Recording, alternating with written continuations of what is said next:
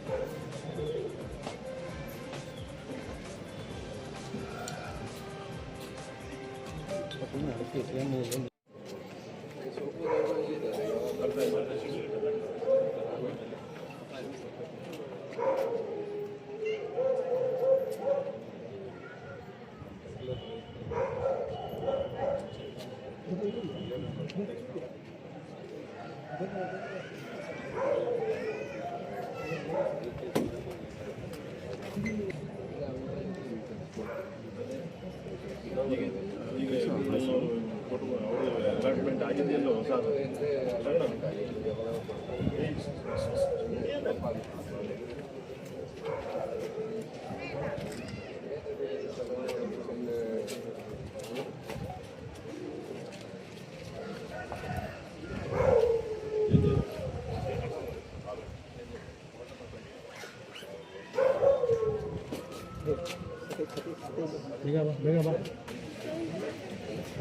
ಸಾಕಪ್ಪ, ಹಿಂದೆ ಮುಂದೆ ಹೋಗುವಂಥದ್ದು ಎಷ್ಟು ರೆಕಾರ್ಡ್ ಮಾಡ್ತೀರಿ.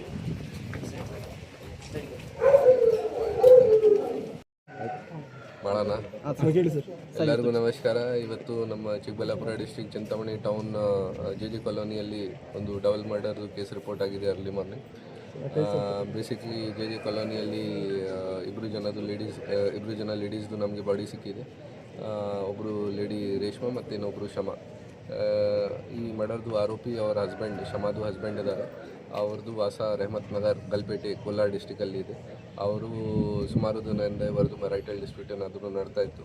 ಬೇಸಿಕ್ಲಿ ಶಮಾದು ಮದರ್ ಅಂದರೆ ಆರೋಪಿದು ಮದರ್ ಇನ್-ಲಾದು ಡೆತ್ ಆಗಿತ್ತು 3-4 ತಿಂಗಳು ಹಿಂದೆ.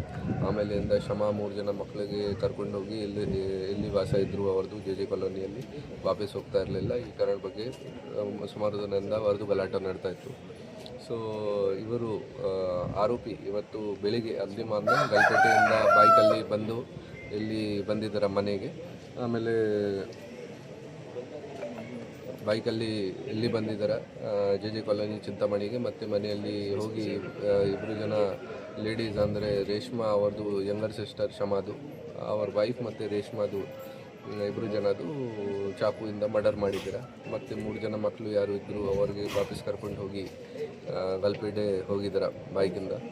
ಗಲ್ಪೇಟೆಯಲ್ಲಿ ಇವರು ಅರೌಂಡ್ 8:45 ಸ್ಟೇಷನಲ್ಲಿ ಬಂದು ಸ್ವಂತ ಸರೆಂಡರ್ ಮಾಡಿದ್ದಾರೆ.